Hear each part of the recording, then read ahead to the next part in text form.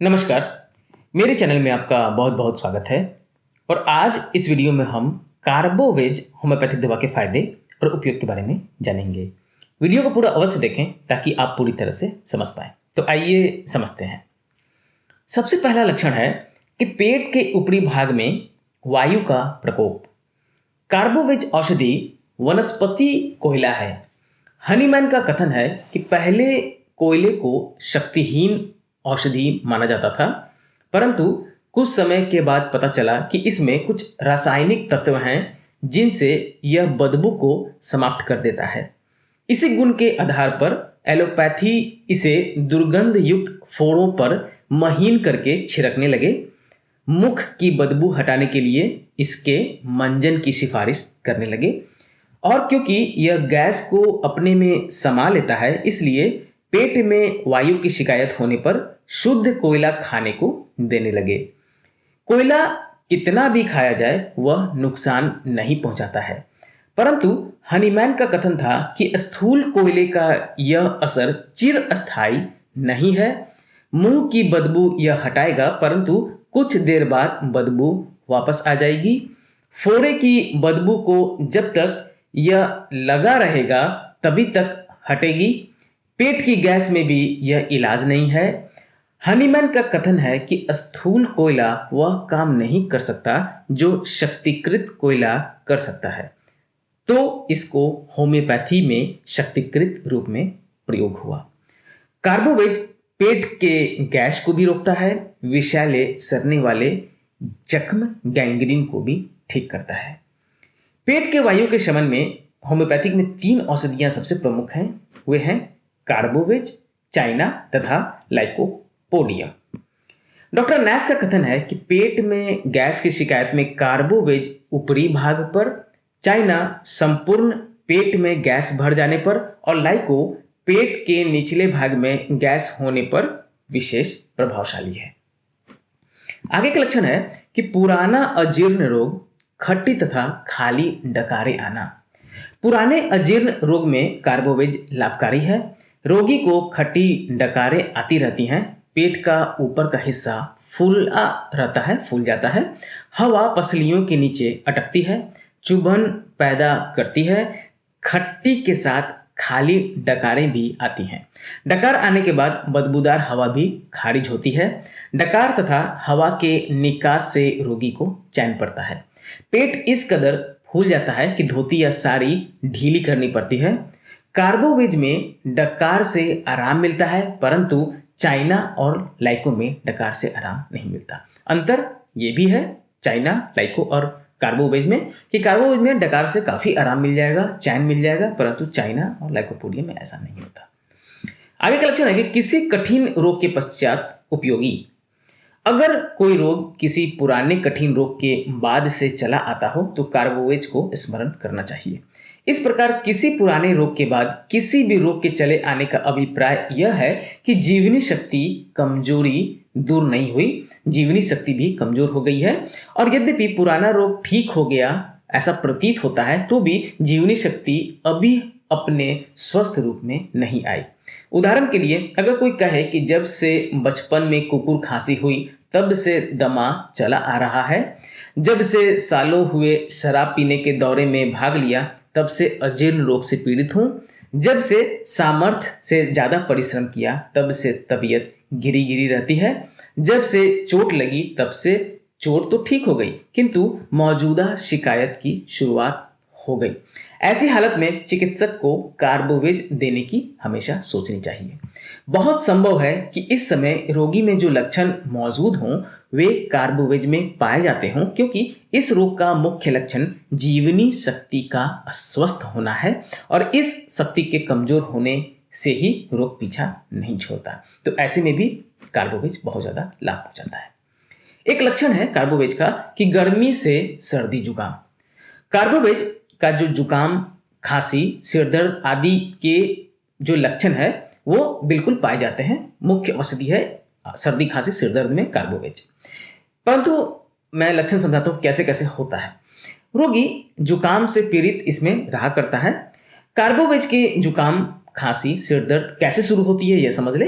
रोगी गर्म कमरे में गया है, यह सोचकर कि कुछ देर ही उसने गर्म कमरे में रहना है, वह कोट को डाल ही रखता है। शीघ्र ही उसे गर्मी महसूस होने लगती है और फिर भी यह सोचकर कि अभी तो बाहर जा रहा हूं, वह गर्म कोट को उतारता नहीं है। इस प्रकार इस गर्मी का उस पर असर हो जाता है और वह छींके मारने लगता है, जुकाम हो जाता है, नाक से पनीला पानी बहने लगता है और दिन रात वह छींका करता है। यह तो हुआ गर्मी से जुकाम हो जाना। औषधियों का जुकाम शुरू होने का अपना अपना ढंग है। कार्बोवेज का जुकाम नाक से शुरू होता है, फिर गले की तरफ जाता है, फिर श्वास नलिका की तरफ जाता है और अंत में छाती में पहुंचता है।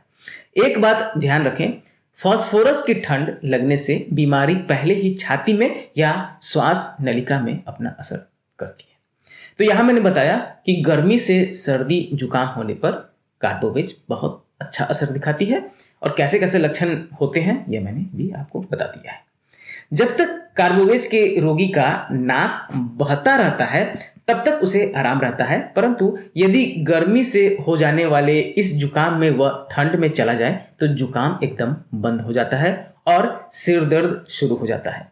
बहते जुकाम में ठंड लग जाने से, नम हवा में या अन्य किसी प्रकार से जुकाम का स्राव रुक जाने से सिर के पीछे के भाग में दर्द, आंख के ऊपर दर्द, पूरे सिर में भी दर्द, हथौड़े के लगने के समान दर्द होने लगता है। पहले तो जुकाम गर्मी के कारण हुआ था, उसमें कार्बोवेज बहुत ही उपयुक्त दवा थी।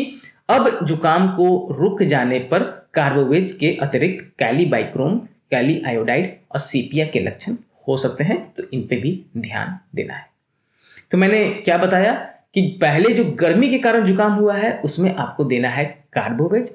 अब जुकाम रुक जाने पर फिर ठंडे में गए हैं, जुकाम रुक गया है, तब आपको कार्बोवेज के अलावा कैलीबाइक्रोम, कैली आयोडाइड और सीपिया पे बिल्कुल नजर रखना है। कार्बोवेज का एक लक्षण है कि हवा की लगातार इच्छा। कार्बोवेज गर्म मिजाज की है। गर्म मिजाज के होने के कारण रोगी को ठंडी और पंखे की हवा की जरूरत रहती है। कोई भी रोग क्यों ना हो, बुखार, निमोनिया, दमा या हैजा, अगर रोगी कहे कि हवा करो तो कार्बोवेज को नहीं भुलाया जा सकता। अगर रोगी कहे कि मुंह के सामने पंखे की हवा करो तो कार्बोवेज, और अगर कहे कि मुंह से दूर पंखे को रखकर हवा करो तो लेकेसिस औषधि है। कार्बोवेज में जीवनी शक्ति अत्यंत शिथिल हो जाती है, इसलिए रोगी को हवा की बेहद इच्छा होती है। अगर निमोनिया में रोगी इतना निर्बल हो जाए कि कफ जमा हो जाए और एंटिम टाट से भी कफ नहीं निकल रहा, तब उस हालत में अगर रोगी हवा के लिए भी बेताब हो तो कार्बोवेज देने से जरूर लाभ होगा। दमे की रोगी सांस की कठिनाई से परेशान होता है। उसका छाती में इतनी कमजोरी होती है कि वह महसूस करता है कि अगला सांस शायद ही ले सके। रोगी के हाथ पैर ठंडे होते हैं। मृत्यु की छाया उसके चेहरे पर साफ दिख रही होती है। छाती से साय साय की आवाज आ रही होती है, सीटी सी बज रही होती है। रोगी हाथ पर मुंह रखे सांस लेने के लिए व्याकुल रहता है और कंबल में लिपटा खिड़की के सामने हवा के लिए बैठा होता है और पंखे की हवा में भी बैठा रहता है। ऐसे में कार्बोवेज दिया जाता है। निमोनिया और दमे की तरह हैजे में भी कार्बोवेज के लक्षण आ जाते हैं जब रोगी हवा के लिए व्याकुल हो जाता है। हैजे में जब रोगी चरम अवस्था में पहुंच जाए, हाथ पैर में ऐंठन तक नहीं रहती, रोगी का शरीर बिल्कुल बर्फ के समान ठंडा पड़ गया हो, शरीर के ठंडा पसीना आने लगे, सांस ठंडी, शरीर के सब अंग ठंडे, यहाँ तक कि शरीर नीला पड़ने लगे, रोगी मुर्दे की तरह पड़ जाए, तब भी ठंडी हवा से चैन मिले किंतु कुछ बोल ना सके, कुछ कर ना सके, ऐसी हालत में कार्बोवेज रोगी को मृत्यु के मुख से खींच लाती है। अगर ऐसा कार्बोवेज देने से मृत्यु के मुंह से वापस लौट जाए तो कोई आश्चर्य की बात नहीं है, क्योंकि कार्बोवेज ऐसा जादू करके दिखाता है। एक लक्षण है कार्बोवेज का कि भीतर जलन बाहर ठंडा, जैसे कि हैजे इत्यादि में होता है। कार्बोवेज का विशेष लक्षण यह है कि भीतर से रोगी गर्मी तथा जलन अनुभव करता है, परंतु बाहर त्वचा पर वह शीत अनुभव करता है। कैंफर में हमने देखा है कि भीतर बाहर दोनों स्थानों में रोगी ठंडक अनुभव करता है, परंतु कपड़ा ओढ़ना नहीं चाहता। जलन कार्बोवेज का व्यापक लक्षण है। सिराओं अर्थात वेन्स में जलन, बारीक रक्त वाहिनियों कैपिलरीज में जलन, सिर में जलन, त्वचा में जलन, शोथ में जलन, सब जगह जलन, क्योंकि कार्बोवेज लकड़ी का अंगारा ही तो है। परंतु इस भीतरी जलन के साथ जीवनी शक्ति की शिथिलता के कारण हाथ पैर ठंडे, खुश्क या चिपचिपे, घुटने ठंडे, नाक ठंडी, कान ठंडे, जीभ ठंडी, क्योंकि शीतलतावस्था में हृदय का कार्य भी शिथिल पड़ जाता है। इसलिए रक्त संचार के शिथिल हो जाने से सारा शरीर ठंडा हो जाता है। यह शरीर की पतनावस्था है। इस समय भीतर से गर्मी अनुभव कर रहे, बाहर से ठंडे हो, अर्थात शरीर अंदर से गर्म महसूस कर रहा है परंतु बाहर से ठंडा है, ठंडी हवा की जरूरत पड़ती रहती है उसे। इस प्रकार की अवस्था प्रायः हैजे में भी देखने को मिलती है। तो उस समय कार्बोवेज बहुत ज्यादा उपयोगी सिद्ध होती है और इस रोग से पूरी तरह से निकाल भी देती है। एक लक्षण है कार्बोवेज का कि शरीर तथा मन की शिथिलता। शिथिलता कार्बोवेज का चरित्रगत लक्षण है। प्रत्येक लक्षण के आधार में शिथिलता, कमजोरी, असमर्थता बैठी होती है। इस शिथिलता का प्रभाव रुधिर पर अर्थात खून पर जब पड़ता है तब हाथ पैर फूले दिखाई देते हैं, क्योंकि रुधिर की गति ही धीमी पड़ जाती है। रक्त शिराएं उभर आती हैं। रक्त संचार अपनी स्वाभाविक गति से काम नहीं करता। वेरिकोज वेन्स का रोग हो जाता है। रक्त का संचार सुचारू रूप से चले, इसके लिए टांगे ऊपर करके लेटना या सोना पड़ता है। रक्त संचार की शिथिलता के कारण अंगों में शून्यपन आने लगती है। अगर वह दाईं करवट लेटता है तो दायां हाथ शून्य हो जाता है, अगर बाईं करवट लेटता है तो बायां हाथ शून्य हो जाता है। रक्त संचार इतना शिथिल हो जाता है कि अगर किसी अंग पर दबाव पड़े तो उस जगह का रक्त संचार रुक जाता है। रक्त संचार की इस शिथिलता के कारण विषैले फोड़े, सड़ने वाले फोड़े, गैंग्रीन आदि हो जाते हैं, जो रक्त के स्वास्थ्यकर संचार के अभाव के कारण ठीक होने में नहीं आते। जहां से रुधिर बहता है वह रक्त संचार की शिथिलता के कारण रिश्ता ही रहता है। तो ऐसे शरीर और मन की शिथिलता पे भी कार्बोवेज बहुत ज्यादा उपयोगी सिद्ध होती है। एक लक्षण है कि विषैले फोड़ा, सड़ने वाला जख्म और गैंग्रीन में इसका उपयोग है, क्योंकि रक्त वाहिनियां इसमें शिथिल पड़ जाती है। मैंने ऊपर भी बताया। इसलिए जब भी कभी कोई चोट लगती हो तब वह ठीक होने से स्थान पे सड़ने लगती है। फोड़े ठीक नहीं होते, उनमें से हल्का हल्का रुधिर रिश्ता रहता है, वे विषैले हो जाते हैं और जब फोड़े ठीक न होके विषैला रूप धारण कर लेते हैं तब गैंग्रीन बन जाती है। जब भी कोई रोगी या रोग शिथिलता की अवस्था में आ जाता है, ठीक होने में नहीं आता, तब जीवनी शक्ति के सचेष्ट करने का काम कार्बोवेज करता है। एक रोग है वेरिकोज वेन्स। रुधिर की शिथिलता के कारण हृदय की तरफ जाने वाला नीलिमा युक्त अशुद्ध रक्त बहुत धीमी चाल से चलता है। इसलिए शिराओं में यह रक्त एकत्रित हो जाता है और शिराएं फूल जाती हैं। इस रक्त के वेग को बढ़ाने के लिए रोगी को अपनी टांगे ऊपर करके लेटना या सोना पड़ता है। रक्त की इस शिथिलता को कार्बोवेज दूर कर देता है, क्योंकि इसका काम रक्त संचार की कमजोरी को दूर करना है। तो ऐसे में भी कार्बोवेज काम करता है। एक इंपॉर्टेंट बात बताता है, इंपॉर्टेंट बात कार्बोवेज का, कि यह दवा मृत संजीवनी कही जाती है। कार्बोवेज को होम्योपैथी में मृत संजीवनी कहते हैं। यह मुर्दों में भी जान फूंक देती है। इसका यह मतलब नहीं है कि मुर्दा इससे जी उठता है।